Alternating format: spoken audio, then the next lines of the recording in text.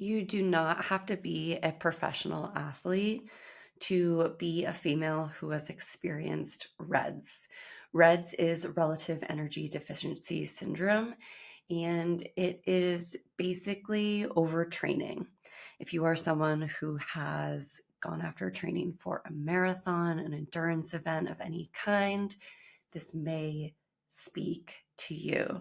Today, we're talking to Jasmine, who is a professional ultra runner and also a running coach. And we talk all about her experience with REDS. We talk about endurance training, the importance of the menstrual cycle in training programs, and especially the importance of nourishing your body, which we talked about earlier this season, in terms of training and how to properly nourish your body when you are at a high training volume. So I'm really excited to share today's episode. Jasmine has an amazing story that many of us could probably relate to. And there's a lot of frustrations that go into having experienced overtraining in a female body and how you kind of bounce back or what you experience through that. So let's dive into today's episode. Welcome back, Flow State podcast listeners.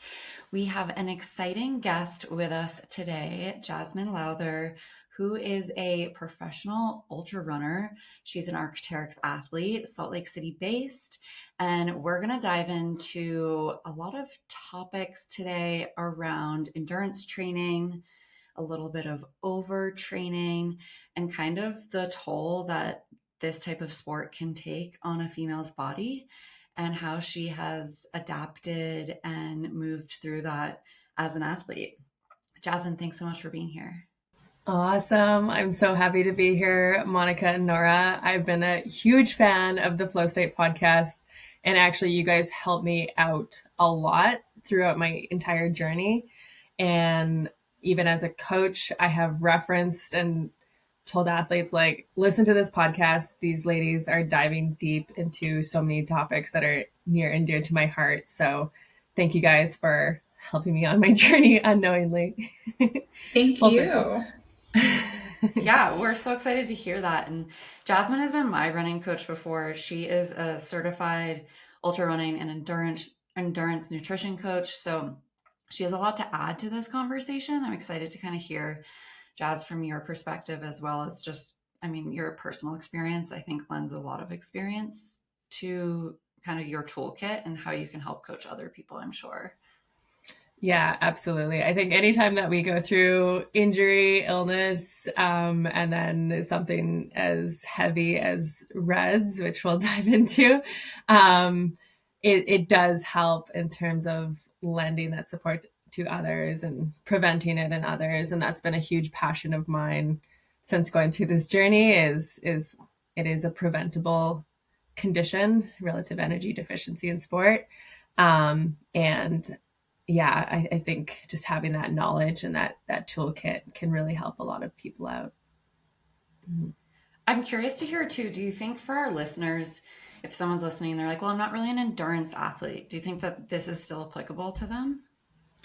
It's applicable to a lot of sports and just movement in general.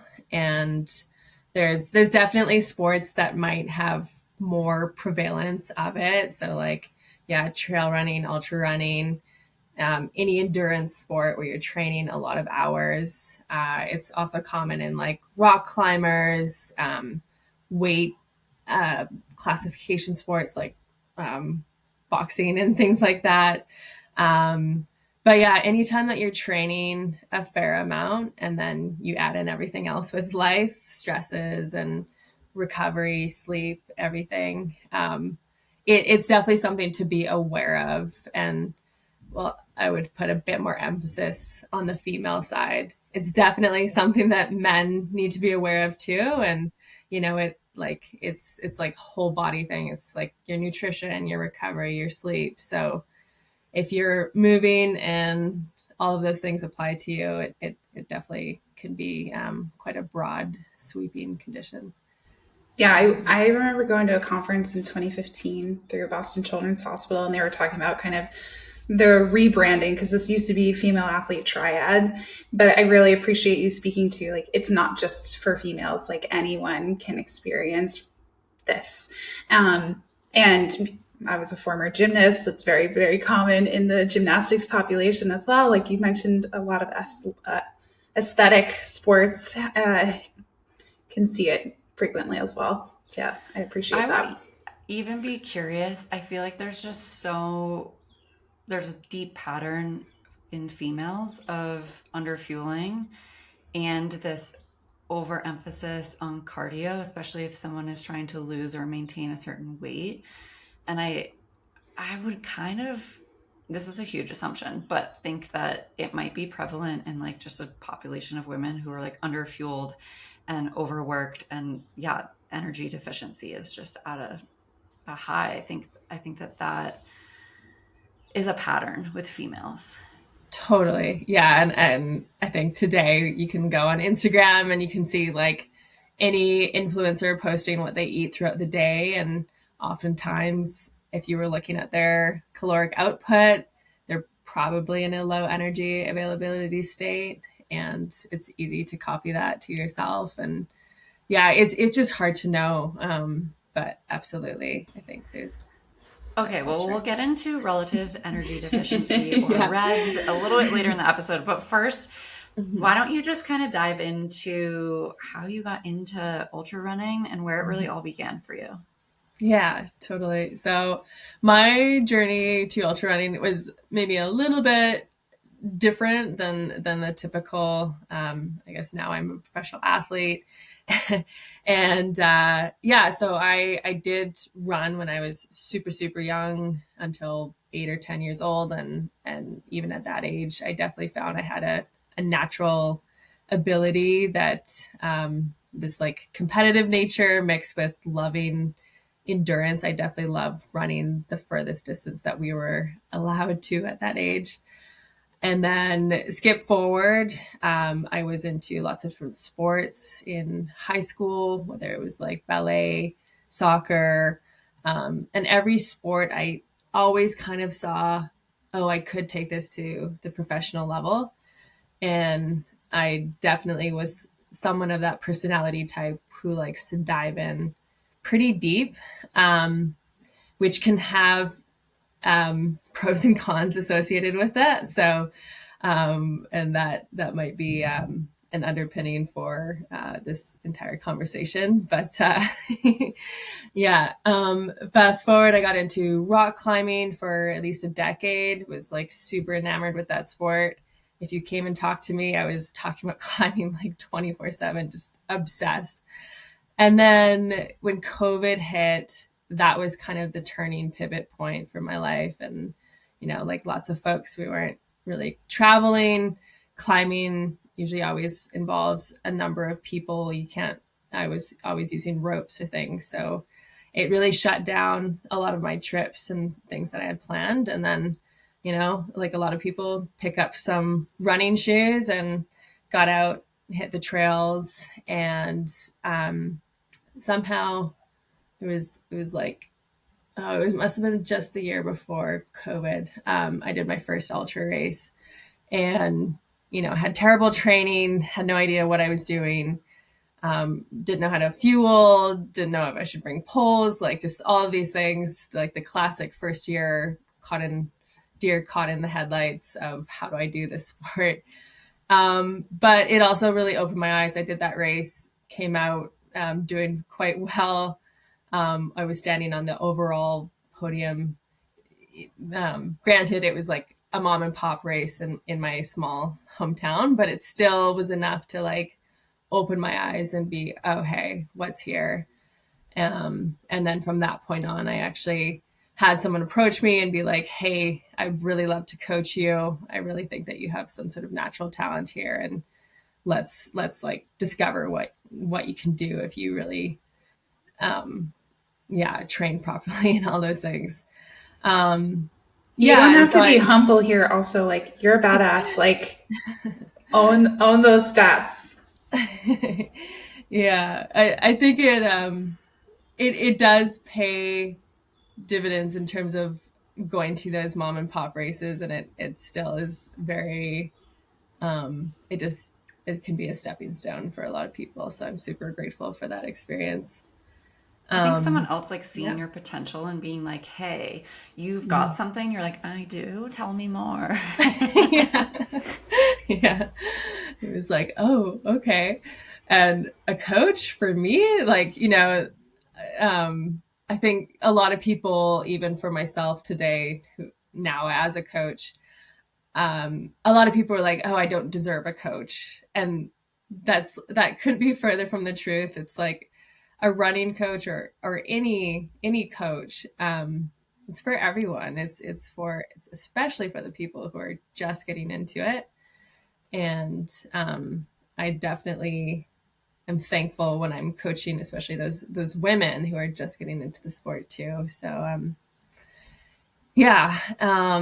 And then at that point, I remember hearing from another runner who'd been a runner for a long time, and they were, we were just talking about ultra running and some of the people who are in the sport. And he was like, yeah, women, they always have this like super short lifespan in the trail and ultra running space. And I remember just being like, what is he saying? Why would you say that?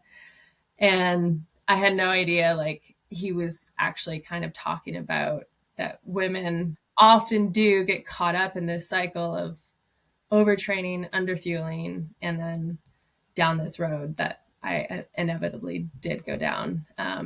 So yeah. And then I guess fast forward a year, I had been training with this coach, was learning a lot, and I just fell in love with the sport and was doing more so just passion projects. There were no races. It was COVID. And yeah, learned a lot, and I loved the science behind it. And so then that's when I started picking up books and podcasts and just gobbling up all the information that I could. Started coaching a few people on the side. Still had a lot to learn, and yeah, and then I did my breakout race, which was Canyon's Endurance 100K in 2022. And yeah, I was just total nobody, dark horse. Was behind all of the elites, and then that was the race that I ended up winning and the course record. And it's quite a competitive race in North America. And that's when my life changed, and sponsorship, and became a professional athlete, and quitting my full-time career as a biologist. And yeah, so this is where here I am now, a professional Arc'teryx trail runner, and I travel around the States and Europe, going to different races and things like that. So it's been a beautiful journey that I'm forever thankful for. So awesome.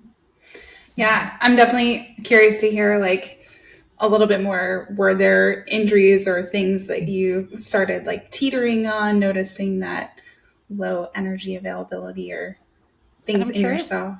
too, like going into it, how aware of you were you of your cycle or like female health in that? Were you looking out for those things, or was it kind of a slap in the face once you realized that maybe that was occurring?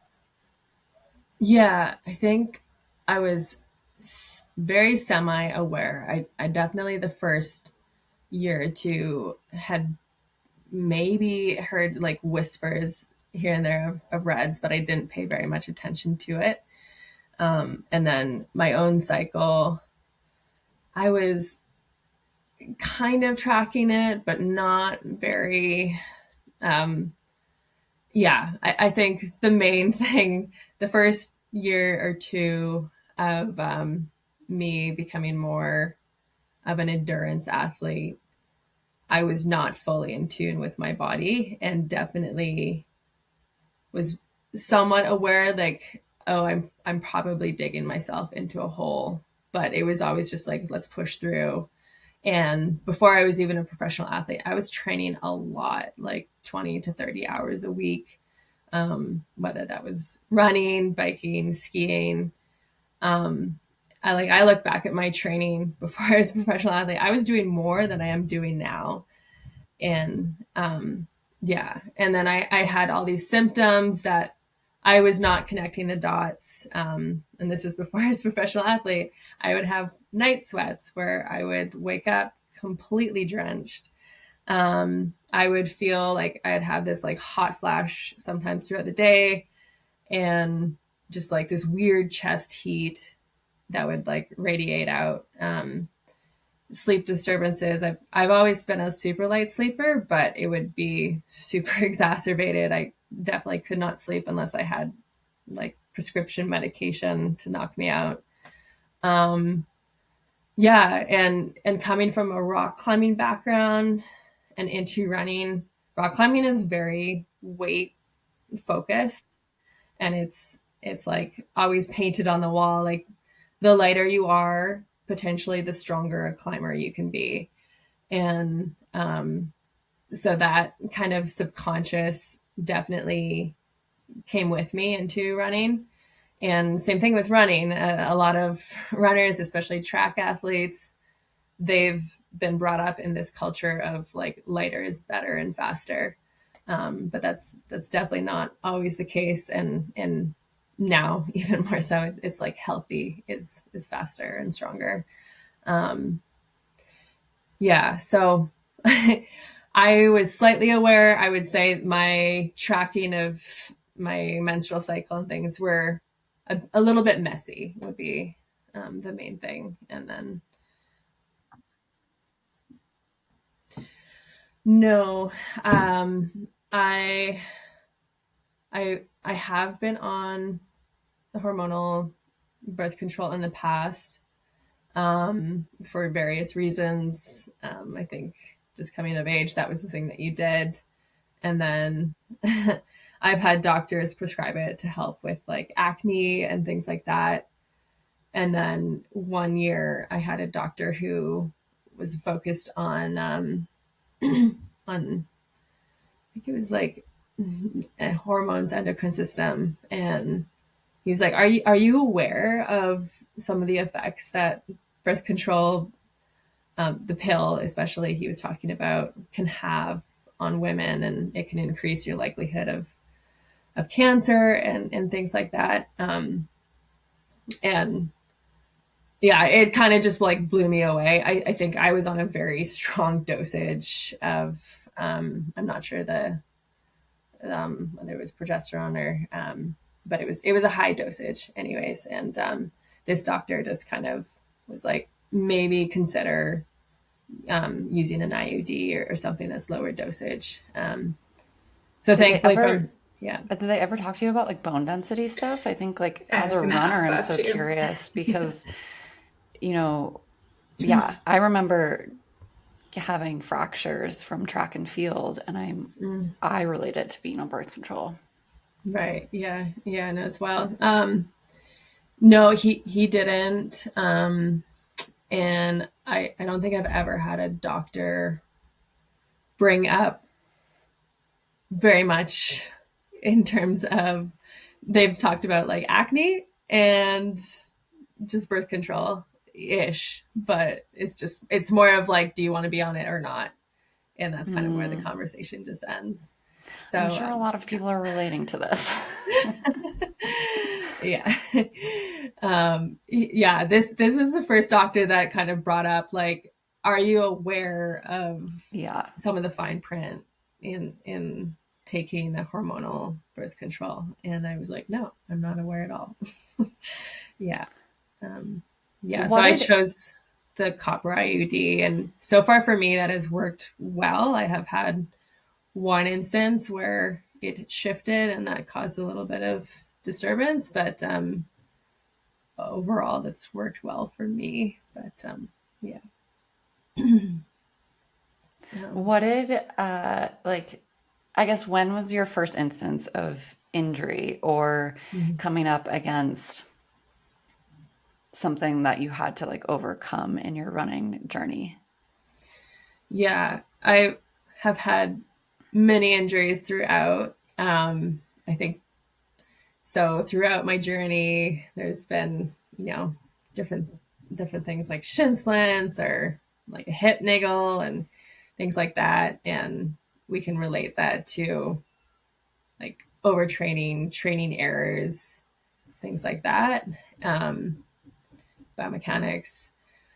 The Yeah, some big of that is inevitable, I feel like, right? Like yeah. you're gonna get muscle imbalances, you're gonna not have done enough calf work, and then you're gonna get, an Achilles thing or like whatever. Some of that's inevitable, right? Yeah, it's tough. I mean, running is such an injury prone sport, and it's just it's a lot of impact. We've got a lot of gravity, G forces working on all of our joints and muscles and ligaments. And yeah, you're constantly trying to find that line. And then definitely when you're trying to push your performance to that next level, it's often you're just towing that line and you want to like just be around it, but not going too far over. Because the minute that you get too greedy or you go too far past, then yeah, injury. Yeah. So if we're ready to go there, I think my journey to like the big kicker. So I had become a professional athlete, and yeah, I had just done this race in France. I had done pretty well at it. I had one injury, a calf strain, but it wasn't too bad.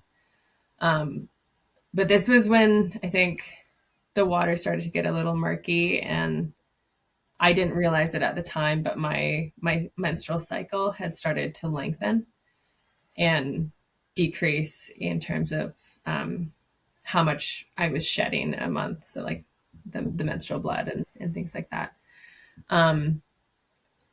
This is where, again, I was still tracking things, but loosely, and I wasn't really looking at the data. So it's like, oh yeah, I have my period. I'll log it on my phone. Cool, cool. Move on. I wasn't doing the next step of like, let's look back. Let's see, okay, what's my average cycle length? Oh yeah, I use a Diva cup, and instead of like 2 or 3 per cycle, oh, I'm now only having like 1 to 1/2. So those things, it's like, it's great to like be tracking, but yeah, you need to do that next step and review. So fast forward to the winter of that year, and I was training for this race in Spain. It's like 130K. You literally run across Gran Canaria. It's this beautiful volcanic island, and you run across the whole thing up into the mountains and down to the beach. And so here I was living in Canada at the time, super cold. And I was doing lots of runs outside in the winter and just literally like forcing myself out the door, getting in a lot of vertical. So going up mountains, things like that. And yeah, training for this race. I realized, I think at times that, oh, I'm overtraining a little bit. And you can notice signs in your body and psychologically. It's like, oh, I'm dragging my feet to get out the door. There's a little bit of almost apathy to my mind state sometimes. And there were some early signs of some mental burnout, which often can be in tandem with overtraining. And yeah, so training my butt off to prepare for this race. And I go to Spain. I get there, it's warm, it's like tropical, I put on my running kit, my race kit, and I'm like, oh my God, I've gained so much weight.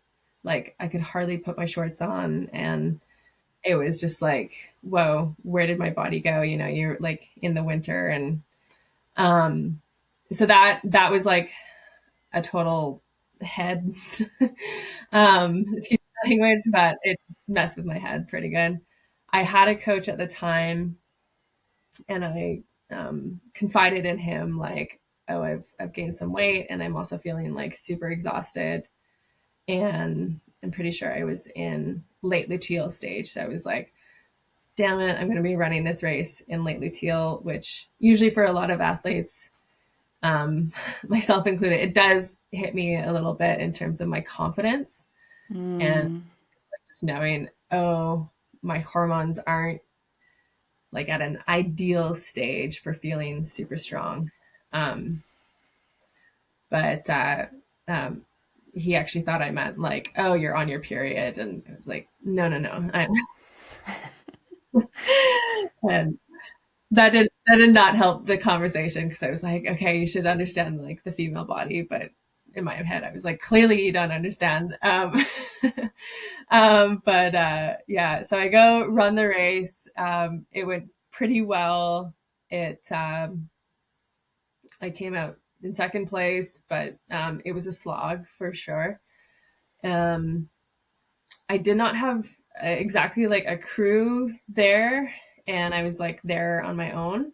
So after the race, I go back to my hotel, and I didn't have anyone to kind of take care of me, and it can be really hard. You know, you're like limping around after this race, and I don't think I ate anything for like 20 hours after the race, which was like really not okay.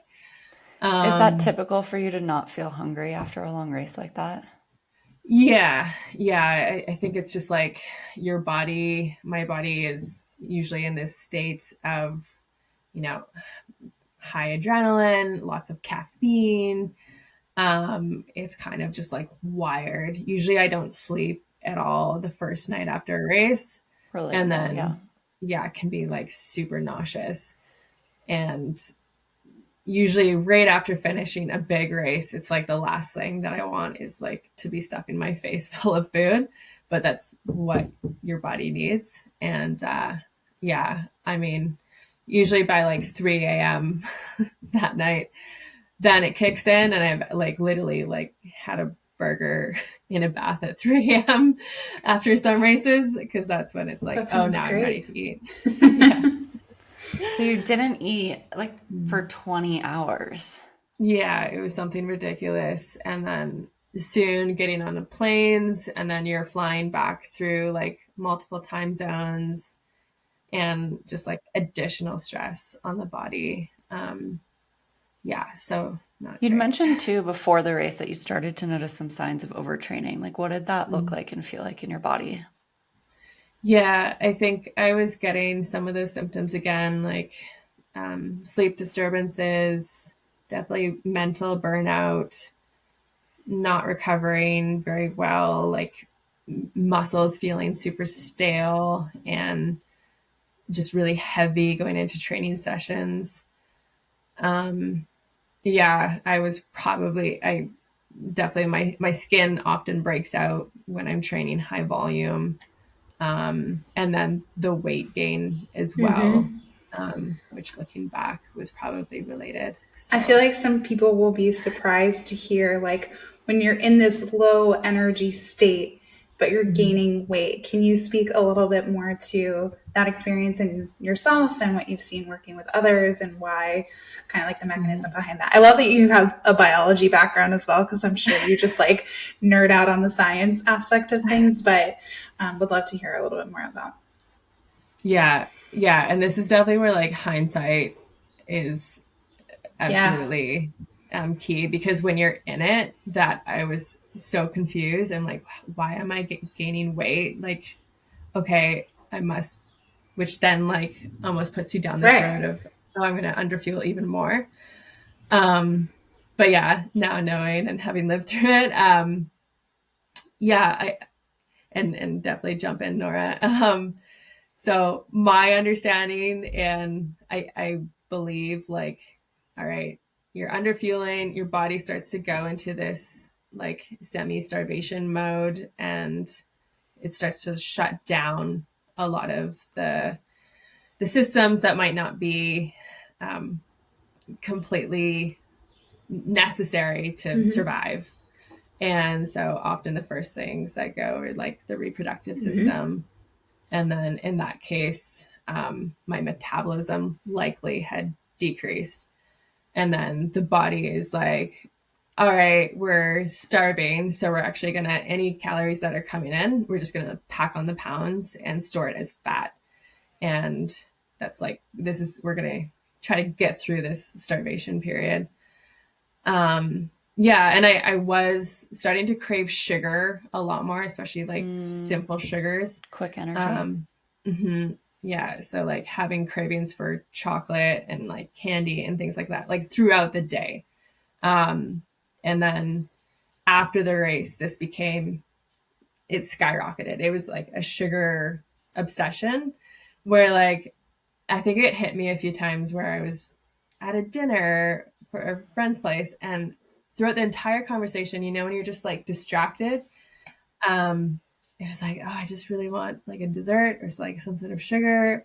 And yeah, it started hitting me like, oh, I don't know if this is like disordered eating or like still, I wasn't quite connecting the dots. So it's really confusing when you're in it. And definitely the weight gain. Yeah, because I had gained like 25 pounds. It's crazy. So it was quite substantial for sure. Yeah. At what point did you realize what was happening? Yeah. So it took a bit. I got home after that race and initially felt okay. But then a week or two later, I started getting foot pain. And I kind of brushed it off. I had a similar injury to my foot. I do have a bunion, so it's always like, all right, I know that it's putting extra pressure on my second toe. So I brush it off like, oh, it's probably just inflammation at the joint. It'll go away. Continued training a little bit. Started hopping on the bike more and more. And then I realized, okay, I can't run at all because this foot injury is now not great. But then I started biking a lot, like again, 20 to 30 hours. I was pushing myself as much as I could to compensate for not being able to run. So yeah, I had this foot injury, and I was just treating that completely on its own. I was going to see specialists. And yeah, I think finally I got an MRI. It showed you've got multiple stress reactions and going towards stress fracture. I think it was all 5 of my toes, and yeah, it was like at least 7 stress reactions and like 2 stress fractures. So that was going on. Other things that were going on, I started realizing, oh, my digestive system is messed up, and like food would just move through me really fast, and I would get bloated, have indigestion, and it felt like I was walking on eggshells. Like everything I ate would just cause like bloating and like all these things. So I was like afraid to eat anything. I was definitely FODMAP diet, not eating gluten, dairy, just afraid to eat food. But I had this like intense sugar craving all the time. Yeah, skin and sleep, things like that were like being disturbed. So I was seeing a naturopath, and we were mostly focusing on the digestive, the sleep, and the skin stuff. And I was working like trying different herbs, ashwagandha, some of the adaptogens that can help. I was doing FODMAP diet, all like that. But again, we were treating that like very separate, and we weren't really looking too much at training or connecting the dots with this bone injury at all. And then I had this weight gain, and that was really affecting my psyche, and confidence was low, and it was just like started to create definitely like an obsession about my weight, and just this like I need to change something because I've lost like who I am. I did not feel like a professional athlete. I did not like to look at myself in the mirror. Yeah, it was hard, and I was learning about fueling and all these things. And yet for myself, it was like, oh, I can't give myself the permission to eat a full meal.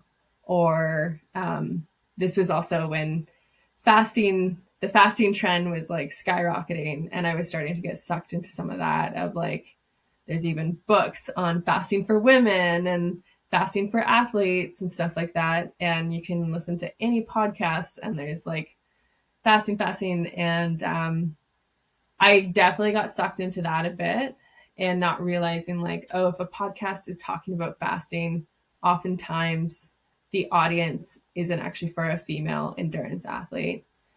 Yeah, but I was going down that road. My partner at the time, also, he didn't usually eat until like 2 p.m. in the day, and this just worked for him. And it was starting to rub off on me. So I was like not eating breakfast and just getting a bit obsessed on the scale too. So that was like a third thing going on. Yeah, and it was very confusing, all those things going on at the same time, but I was treating them separately with different specialists. It's so simple. Like when you're reflecting on this in hindsight, it's like, obviously all of these things were going on, but like you said, when you're in it and you're just trying to kind of piecemeal these things together and understand, like, I'm super active, like crazy performance athlete. Why is my body revolting against me in all of these systems? Like, but when you're saying this story, it's like, obviously your body was just screaming at you, I need a break, I need to do nothing, and I need to refuel. Yeah. But like you said, when you're in it, it's really hard to separate. And then if you're underfueling, your brain is also not functioning at its normal cognizant level of like, oh, right, this is not normal for me. Totally. Yeah. Was there a doctor or like someone that brought to your attention or put the whole picture together, or did it not come together until later? Yeah, it kind of didn't really come together until later. And it finally hit me when I looked and I saw my menstrual cycle data, and I was like, oh crap, like I have missed multiple periods. And it was like 60-day for a cycle or 90 days for a cycle. And then I was like, oh shoot, okay, this might all be related. And that's also when my knowledge of REDS started to peak, and I started listening to more podcasts.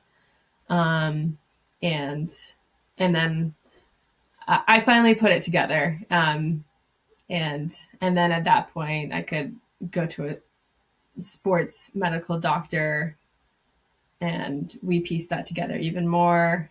Yeah, and it was interesting. Like, I don't think the naturopath that I worked with was very aware of what REDS is, or working with athletes. And, you know, it still isn't quite, and you could go to any family doctor and usually they probably wouldn't know.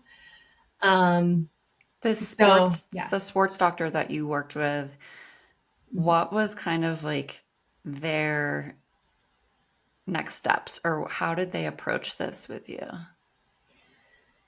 Yeah. And I think it could have been a little bit more of like, hey, Jasmine, this is like, you need to dial things back. And I didn't really ever have that. And yeah, the sports doctor, they were good. They were aware of what REDS is. But I don't think they maybe could have gone one step further. Do you think that you would have listened to them? That's what I was going to say. Like, even being a dietitian and working with people, when I express to them, and they're not professional, I'm not working with professional athletes. You know, we label anybody that's active as an athlete, but it's so hard to tell someone, like, you need to slow down. The best thing for your body might actually be to completely stop doing that training. But like that, and please correct me if I'm wrong, that's your identity. Like it's your career. That's your whole life. Like how do you receive that info and be like, oh, no problem, I'll stop tomorrow? Yeah. Super hard. And I think it was actually on one of your podcasts, and it might have been It's Nora. me, 100%. Yeah. I had to stop. Yeah. And you like stopped cold turkey for a long time. You were just like, 6 went on months. walks. Yeah, 6 months. It's interesting that you mentioned that, Jasmine, because Nora saying that resonated with me really deeply too. And in my like overtraining that occurred for me last year, like I have remembered Nora saying that over and over. But it's so like I'm saying, like when it's your identity or you're so used to movement being such a big part of your life, I won't say it doesn't matter if you're a professional athlete or not, but just receiving that or being able to tell yourself and give yourself that permission when in your head you're like, I need to be doing more, I need to be more active, I need to be eating less, because that's what we're like shown and taught.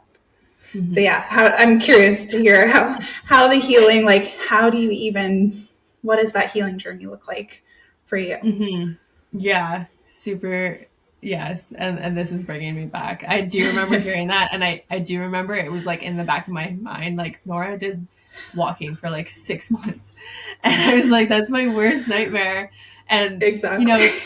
it's like easy to say, oh, you just need to do less. But when you actually action that, you're like, oh my God, like my community, my identity, like what, what do you do with your time and your life? And when this is like where you usually put your time and attention.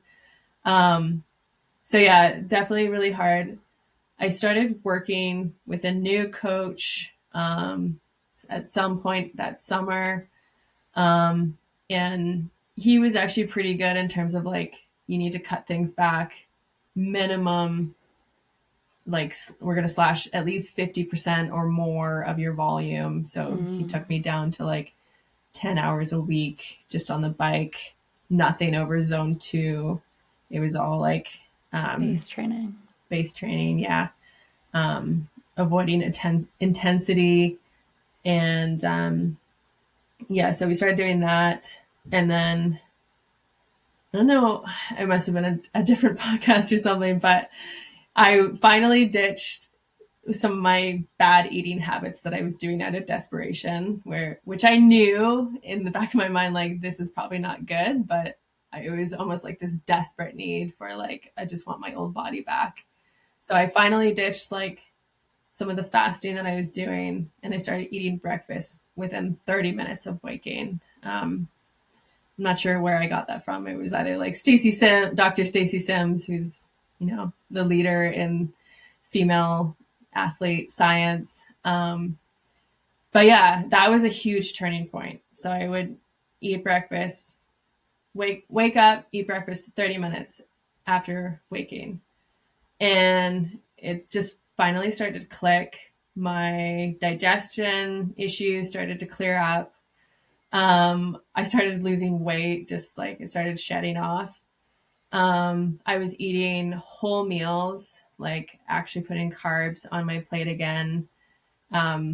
Previous to that, I was eating like big salads, tons of veggies, like tons of fiber, all these things. But I was switching back to putting like potatoes or rice or all these like really good starchy foods. And then with the lower volume training,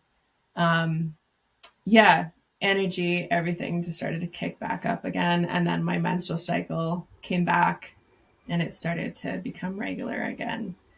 So how long was that time period for you? Yeah, what was the timeline on that? Yeah, probably so from when I wasn't aware that it was going on, it was like the fall of the 1 year. Fast forward, and then it was like a full year to when I started to get a normal cycle again. And then training, I started like walk run program, started to pick up again that fall. But I did not race or was not able to train fully. And the full thing was over a year and a half. So it was almost 2 years of being totally sidelined, not racing, and just navigating with lots of ups and downs and things like that. Can you look back on that period of time, that year and a half, where all you were doing was zone 2, you'd cut your training time in half, and can you kind of be like, that was probably the best thing that I could have done and my performance came out better? Or do you still look back and think like, oh, that was such a bummer? I think I've learned a lot from it, and it's now this gift that I can give to others, hopefully, of preventing it. So I think I needed to learn that lesson, and even still to this day, it's like it's always there in the back of my mind of okay, am I underfueling right now? And we can get into that more, but yeah, it's like, all right, sometimes I need to eat 5,000 calories a day, and yeah, yeah. If, of course, it's like a bummer. I missed that time where I could not train consistently.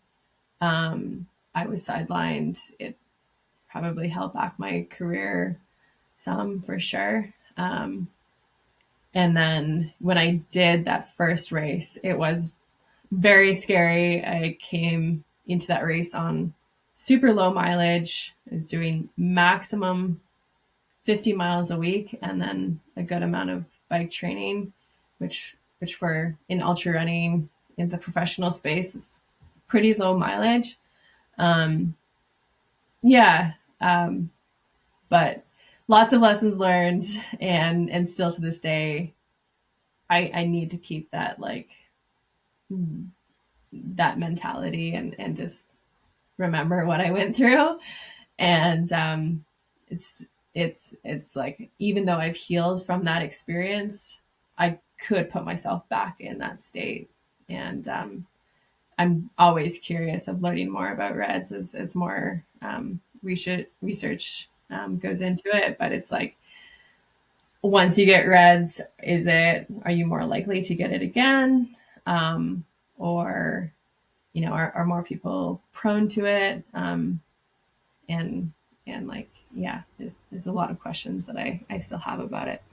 What I hear too is like body being so resilient. And I think like that is such a good testament of the capability to heal. And then, like you said, being able to share this experience and help hopefully prevent this for others. But as you just mentioned, like easily could get back into that space. So how do you ensure that you're adequately fueling yourself? Does that look like tracking your nutrition and knowing what your energy output is? Like, do you have a wearable or anything that's telling you like, hey, we're teetering, or are you using your cycle?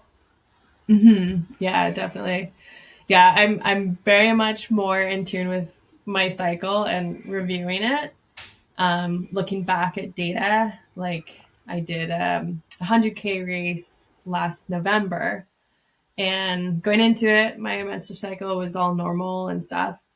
After the race, I looked at it and my cycle length was like 55 days. So I was like, all right, I had definitely a bit of a red flag there. And after that 55 days, my next one was like 34 days, and then 32, and then 28 days. So yeah, I've learned it's good to reflect, go back, look through your data.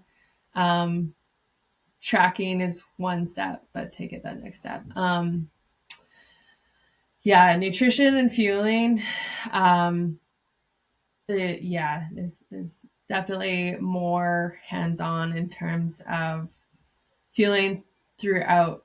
So I now see it as like, you've got a training session, and I want to protect before, during, and after.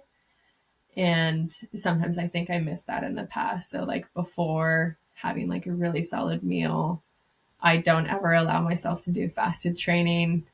Having a like solid breakfast, and then, whether that's like 2 hours before your training session.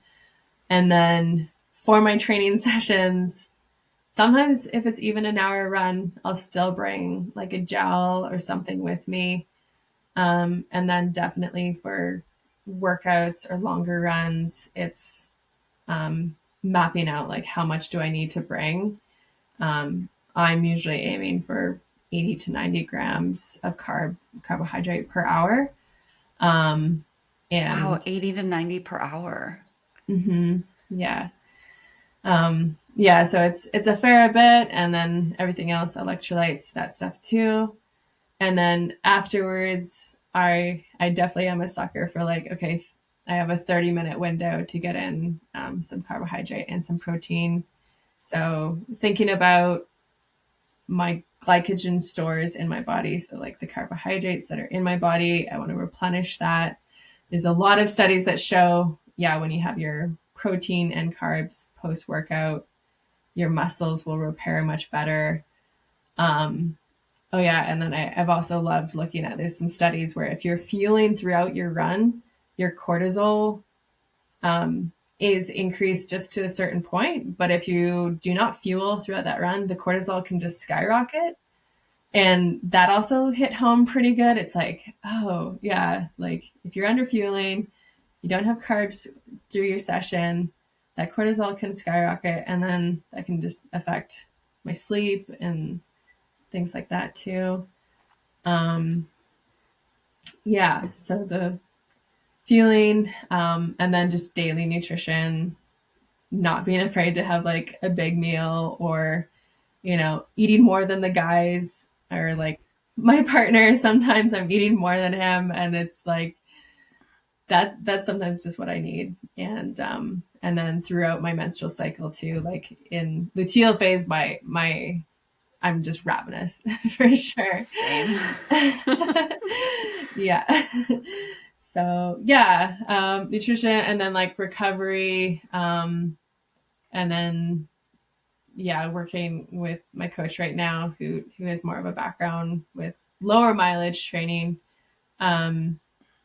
being okay with like, oh, I'm actually not super fatigued every day. Because I think I had normalized this for myself of like, oh, I'm not training hard enough if I'm not like fatigued every day. Yeah. And it's like, no, it really actually, you can improve your fitness and feel energetic, and that can be totally normal. From my experience with training with you as well as a coach, it seems like you definitely do put an emphasis on, as a runner, you're not just focused on like running. You think about the strength training aspect and maintaining muscle for support. Can you maybe just like briefly touch on what that looks like for you? Definitely. Yeah. These days I usually go to the gym at least 3 to 5 times a week. And for myself, I love strength training. So, and I love it for my entire body, which not every runner does. And I totally understand that. But for myself, I do try to lift heavy.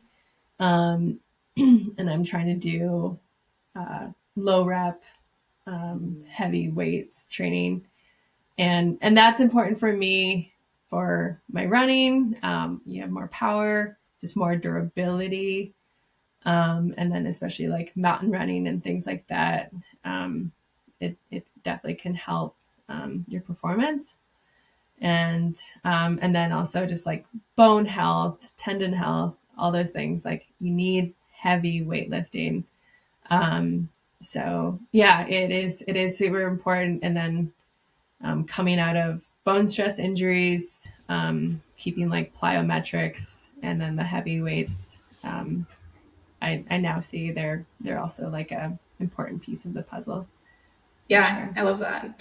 I mean, we know too, with like muscle being this active tissue, that's more storage for glycogen, like more opportunity for your body to utilize the energy that you are providing it with glucose and our insulin sensitivity and whatnot. I understand, and I'm sure far beyond my knowledge, finding this balance to make sure that you're still agile and able to keep up with your running and training, keeping it all in check. I did want to call out, like, hearing Monica, your reaction to the carbs per hour, that like everybody is so individualized, right? That's why we can't just be like, oh, everybody should do this. Like, what's your volume? What's your baseline? How is your body utilizing that energy? Because some people are going to need more. Some people will need more electrolytes, etc. So I just want to call out, like, this is where nutrition is so nuanced and individualized. And also, we have to see how our body responds. Like, you might feel better doing one thing and the next person completely different, even though you have very similar training. Definitely. Yeah. Yeah. And then I like this entire conversation, like reds, becoming like being in this condition of reds can definitely be demonstrated in like so many different ways. And it's like a super individual process. So I know for myself, I gained weight. Some people might stay super lean. And I've talked to a lot of women afterwards, and I've been pretty vocal and shared definitely a lot of my story online. And every time after, I've been approached by like dozens of athletes who are putting their hands up and being like, I think I'm going through this right now and I don't know where to go or like what's the step forward. And I'm somewhat hesitant to like give blanket advice out there, because I really do believe it's a super individual journey, and how someone gets themselves into that situation can be super different. I definitely went through all the eating disorders possible in my teens, and I think it definitely contributed to my journey and through reds, and like it probably prolonged my healing. If I had been eating more regularly, I definitely would have healed a lot faster. So yeah, just like having that, it's an individual journey is I guess what I'm trying to say. So yeah. Where are you now? Like, what is life looking like now? Are you competing? What's been going on in your world? Yeah, I've coming out of winter, spring, I had 2 races that did not go very well, and that's sometimes just what happens. Had to pull the plug in DNF for different reasons, when rolling an ankle during a race and things like that. So bit of a shaky start to the season, and try not to get caught up in what a lot of us call maybe like the yo-yo effect of like injury cycle, and then you get out of the injury and then you're like, oh, I need to sign up for the first race possible. Often what's best is just being patient and rebuilding. So right now I did have a bit of a niggle. My training, I'm doing decent amount of bike training and then keeping my running going at a lower mileage, and then hopefully gearing up for a race in actually end of July. So still got a good amount of time. But yeah, I think I'm definitely trying to just paint my racing season a little bit more spread out, and just having maybe 3 to 4 races a year, if that, and that's plenty for me. Yeah, that's good. For anyone who's listening, who's been able to relate to parts of your story, like what is a piece of advice that you would pass along to them?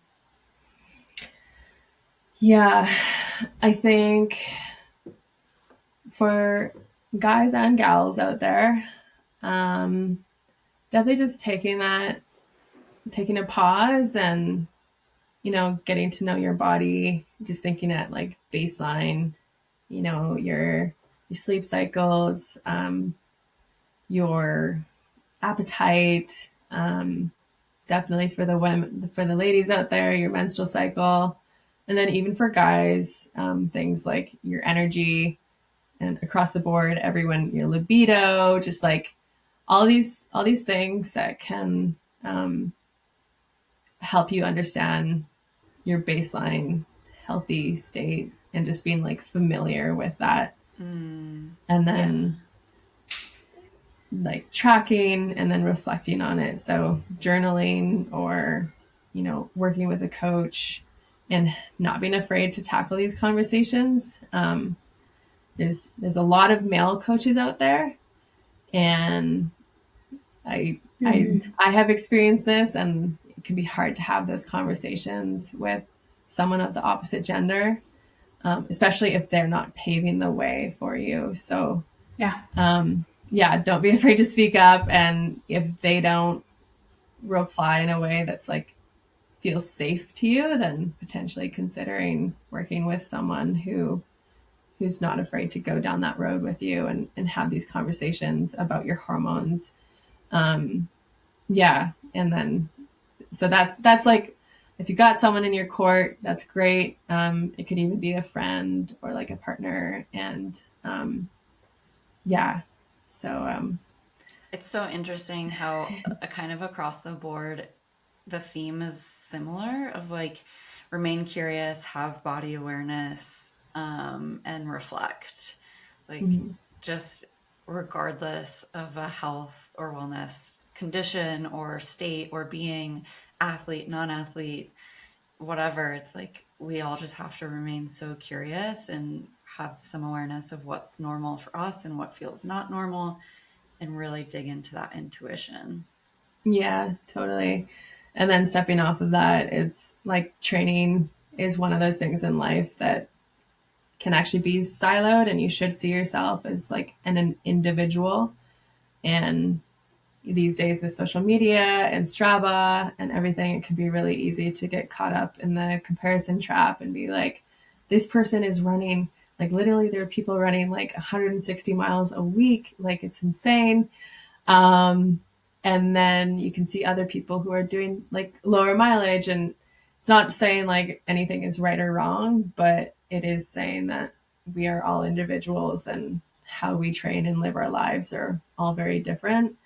So there's that. And then also like body image. That's like a whole, another topic, but I've definitely always felt imposter syndrome and lining up at races and being like, oh, I'm definitely not like the most petite woman out there. I've got like muscle and things like that. And there's some super lightweight athletes out there, and maybe that works for them, and maybe their body is healthy, or maybe not.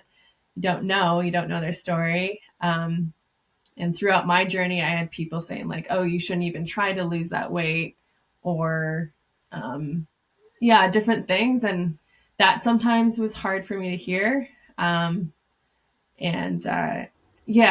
think anytime we're talking about someone else's weight, or even for yourself, just remembering like this is your own journey, and see yourself as like a individual unit in that scenario. Yeah. The mental health component and theme really stands out to me too. And I think for anyone listening, like if they resonate with this, making sure you do have a support system. And as you mentioned, it doesn't just have to be, oh, I deserve to have a coach. Like any person deserves to have a support person. And if you can have a guide in this process, no matter your skill level, I think that is invaluable. Even just to have someone to confide in, as you mentioned. Yeah. So with that being said, are you coaching people, or where can people find you? Yeah, I am coaching people, and I definitely do have a soft spot for people who are coming off of, whether it's like, or are navigating REDS in particular in their situation. And then, I work with men and women, and definitely take a holistic approach, try to have conversations about not just training, but sometimes their stress level, nutrition, recovery, all of those things. It's been super rewarding. And yeah, and then you can find me on Instagram and Strava and all of those places too. I can attest to Jasmine trained me for the New York City half marathon while I was navigating divorce. And it was like a very supportive experience. My goal was to run a sub 2 hour half. We made it happen. I honestly felt like the best I'd ever felt running. Who knows if that was like maybe running at sea level after training at elevation. Doesn't hurt. Yeah. I loved it. So if you are a runner and curious to have support, I highly recommend. Oh, thank you. Yeah, no, that was a great time. We so appreciate you sharing, being honest and vulnerable with your story. I think that a lot of people will resonate with this. And, I think putting out your hardship is just going to support so many other people. So truly, thank you so much for sharing today, Jasmine. Thank you guys.